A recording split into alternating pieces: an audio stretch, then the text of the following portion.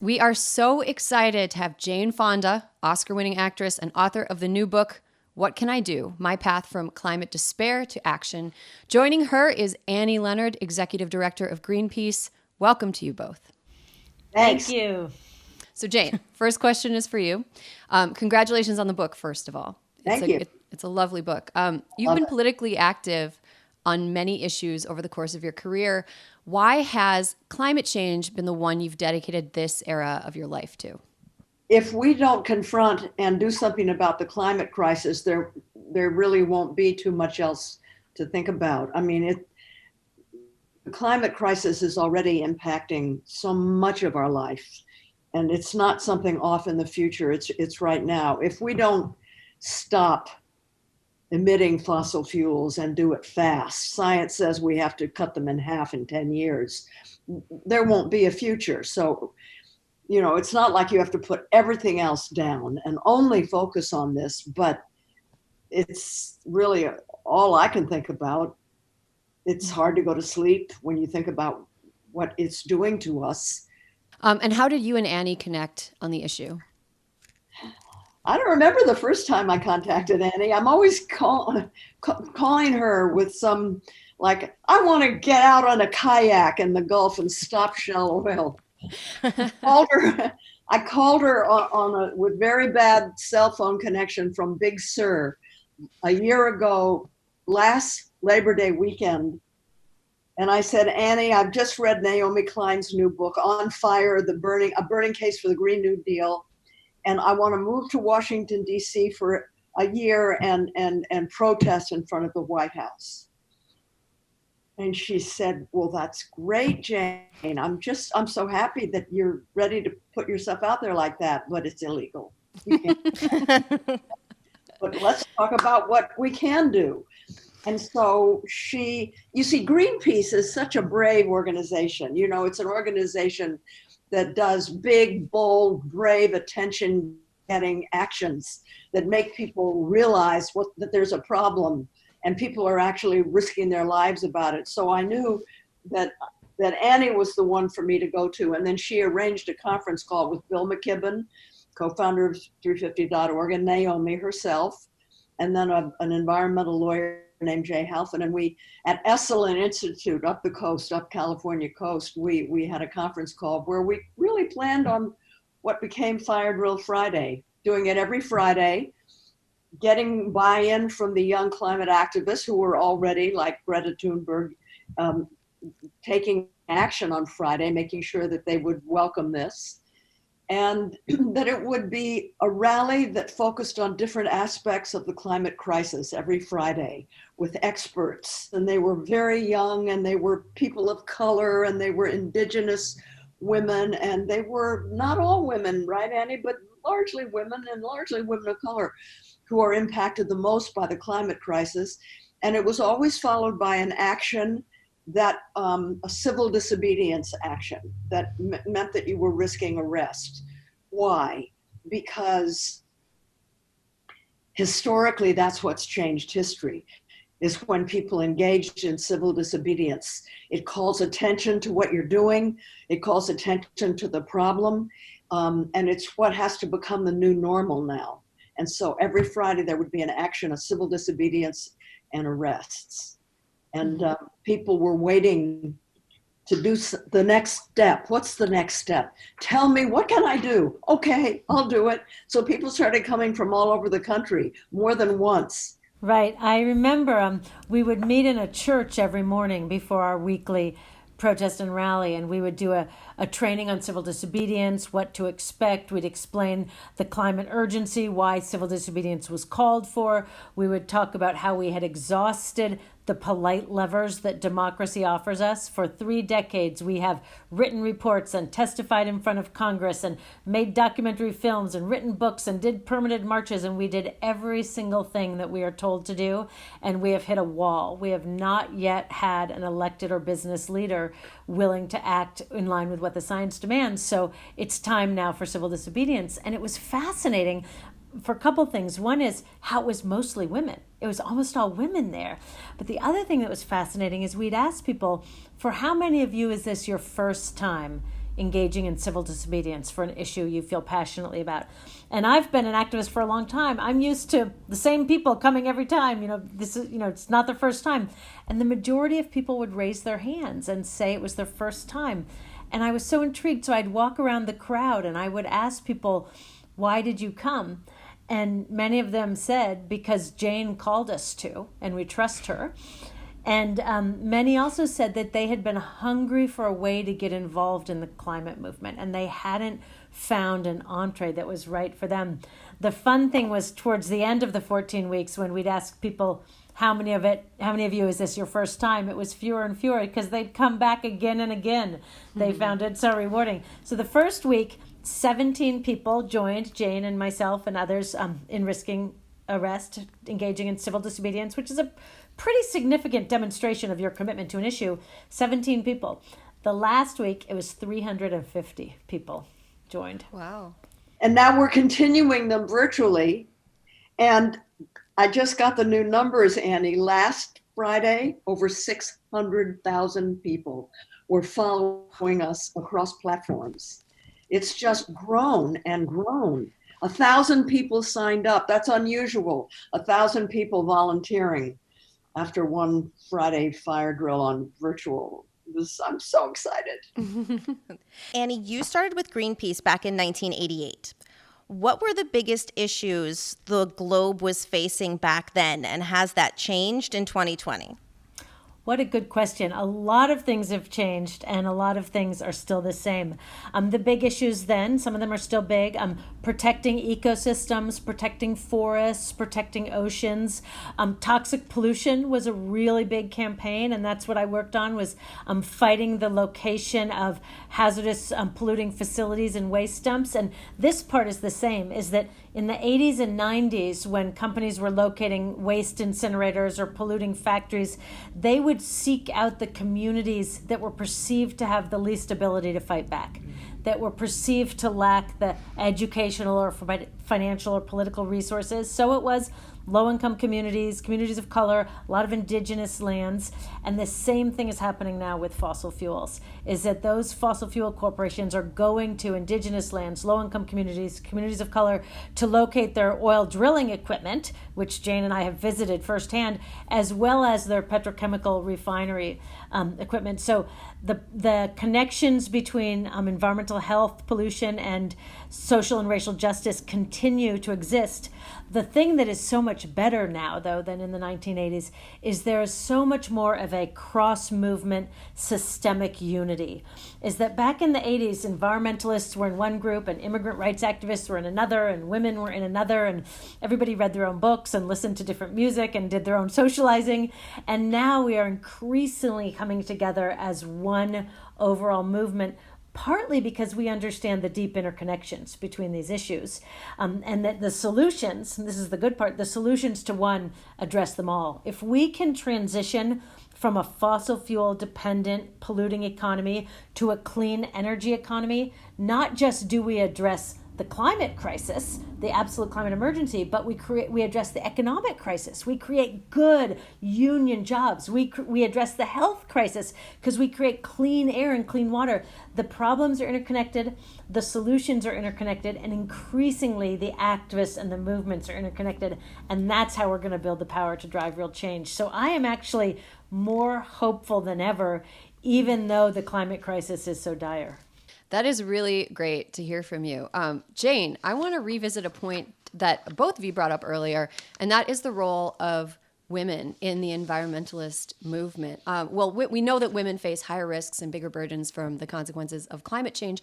But Jane, what is your theory about why women are so interested in getting involved in fighting for environmental justice right now?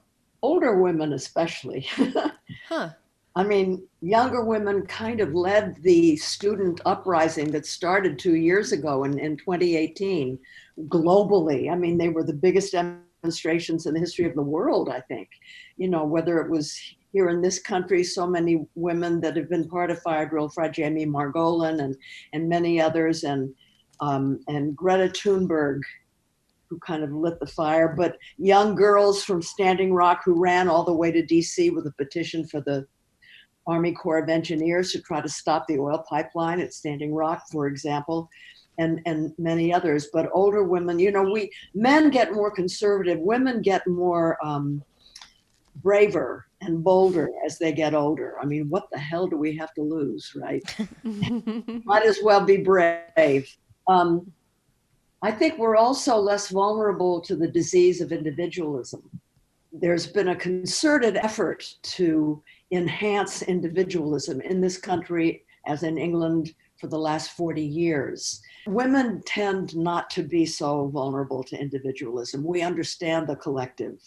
We understand the public sphere.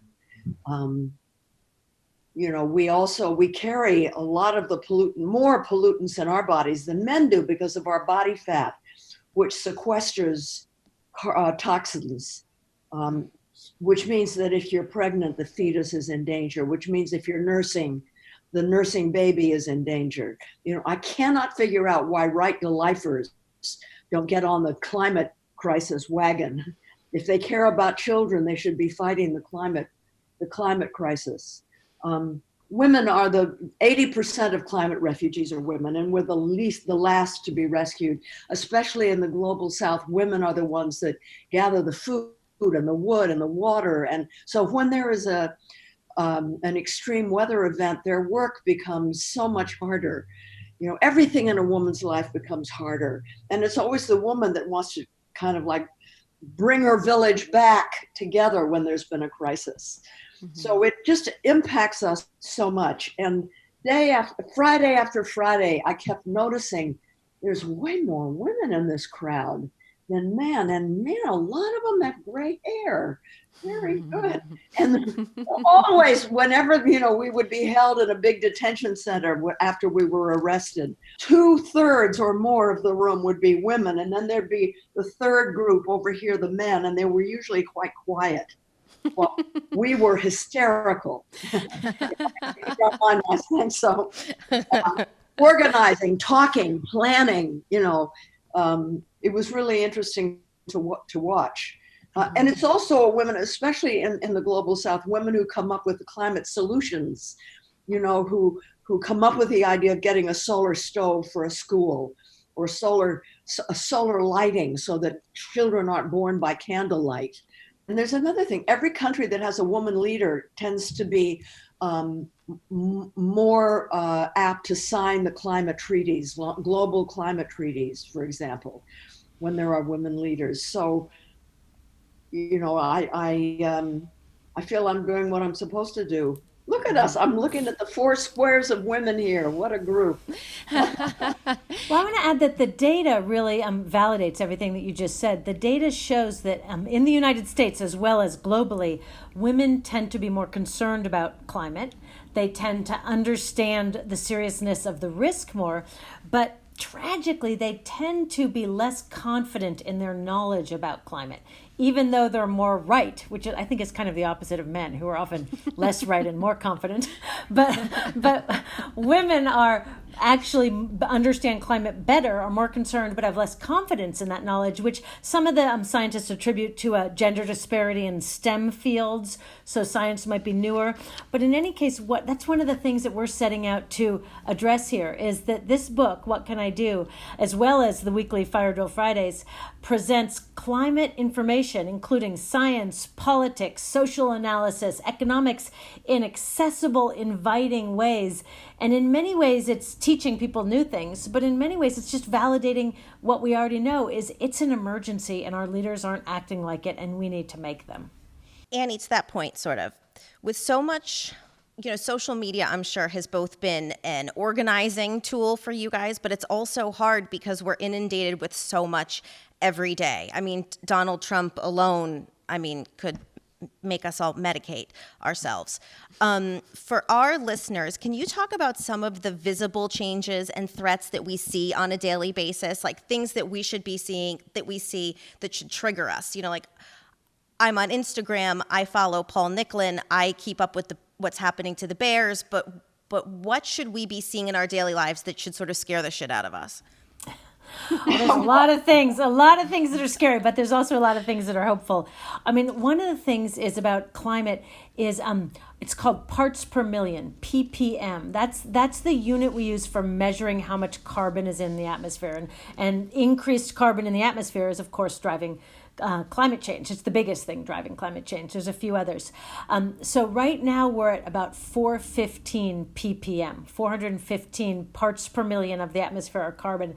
That is dangerous. We don't actually even know how dangerous it is because human society has never lived in a 415 ppm world.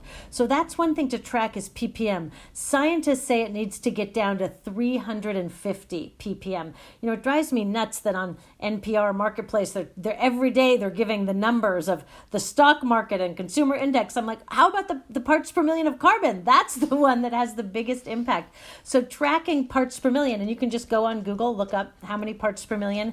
And right now it's going up. It desperately, urgently needs to be going down. That's a huge thing to watch. Another thing I'd like to alert people to watch is about conversations about democracy and how we're talking as a society about democracy, about protest, about dissent. I firmly believe that a healthy democracy is a precondition for a healthy environment. That our democracy should be the best tool that we have to promote public good, public health, climate solutions, a resilient economy. And right now, it's not just the planet that's under threat. It's not just our communities that are under threat. It's our democracy itself. And so if you read between the lines and watch the headlines, there's a trend spreading around the country right now that is seeking to criminalize protest. And that's really dangerous because if you think about the history of our country, every time we've had a major breakthrough, whether it was on civil rights or women getting the right to vote or anything, it's first comes protest. Protest is how we keep our democracy functioning and thriving and make our world more fair. And so what's happening now is a crackdown on protest. So really watch that. And it comes in sort of sneakily, little tiny new rules against protest. Because if we lose the right to protest, if we lose the right to free speech and peaceful assembly and talking about the issues that we care about, we stand at risk of losing a whole lot more. And along the same line, the right to vote. Exactly. What the Trump administration has done with the Postal Service, what he's doing to voting precincts and everything. This is a huge challenge to democracy in general and to this election this November in particular. It should terrify us. So should the fact that an hour south of here, there are oil drills, those phallic-looking things that that pump up the oil right next to schools, right next to homes, and people and kids and wonderful young people are dying of cancer, lung disease. Yeah, it is really scary and can feel overwhelming sometimes if you try to play whack-a-mole with all the bleak headlines. But Jane, in the book, you kind of have a silver lining view about the activism of young people, like the aforementioned Greta Thunberg. What are some other activists in the world of climate activism that you think our listeners should know about? Like, who are some particularly inspiring people? And Annie, same question. Well, every single Indigenous person that I know, it's amazing. It's, people know about Standing Rock, but there's North Carolina, where Indigenous people have just stopped a pipeline that was going to go through Appalachia.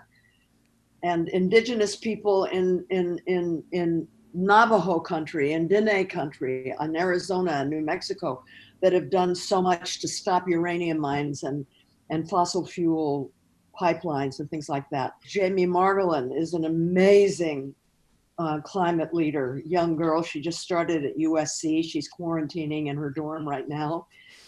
Ayanna Johnson, who's an expert on oceans, and she's coming out with a great book, All We Can Save, Truth, Courage, and Solutions for the Climate Crisis. I'll promote her book.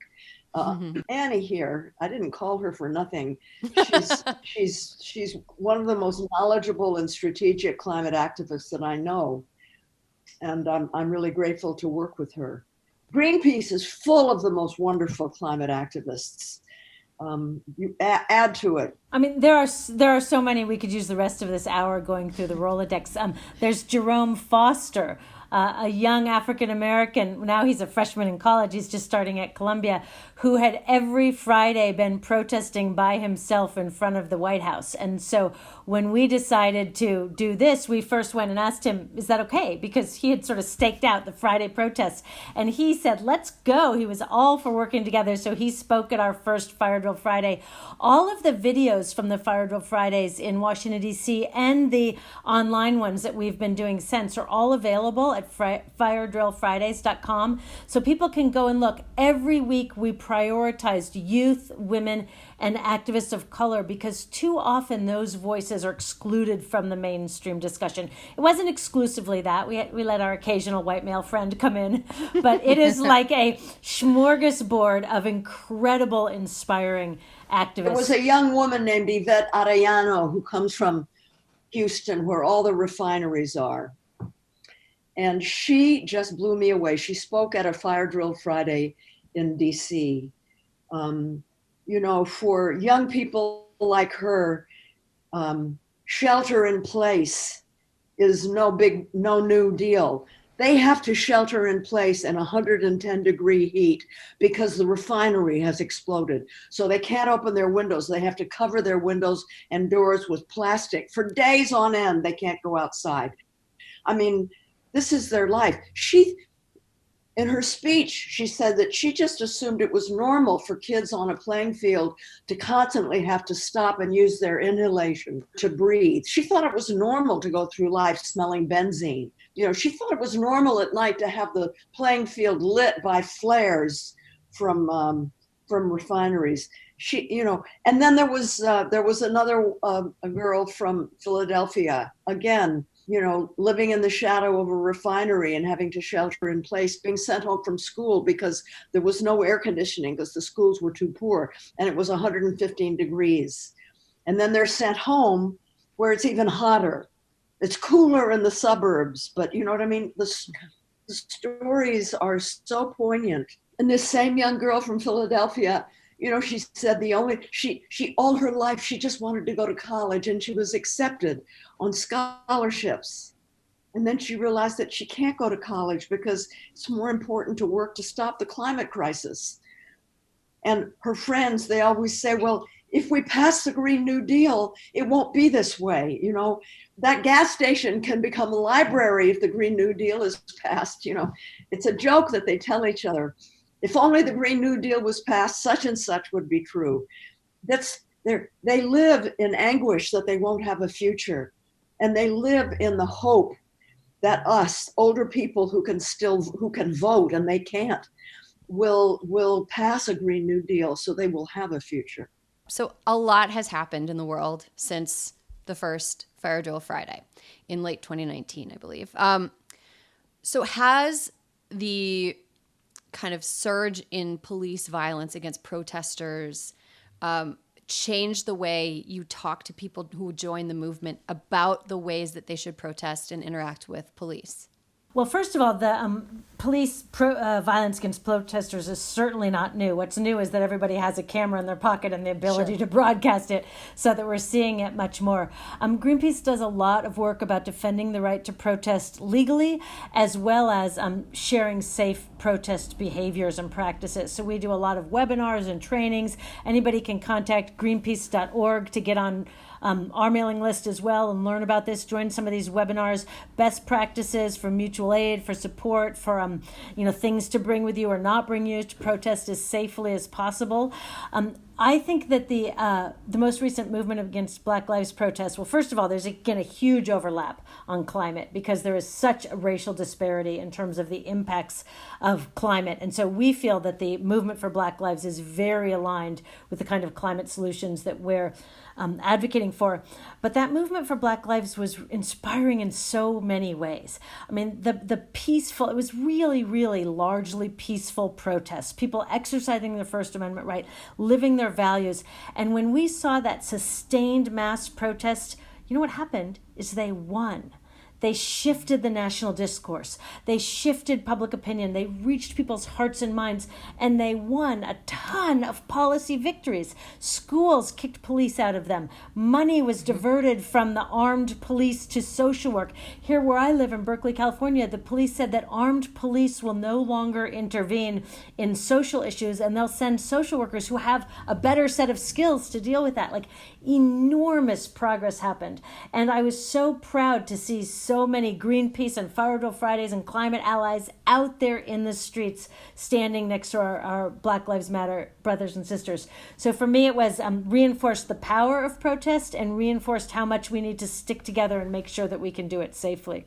Annie, so everyone knows, can you just tell all of our listeners how, again, they can find out about Firedrill Fridays, where they can follow you on social media and get the best information?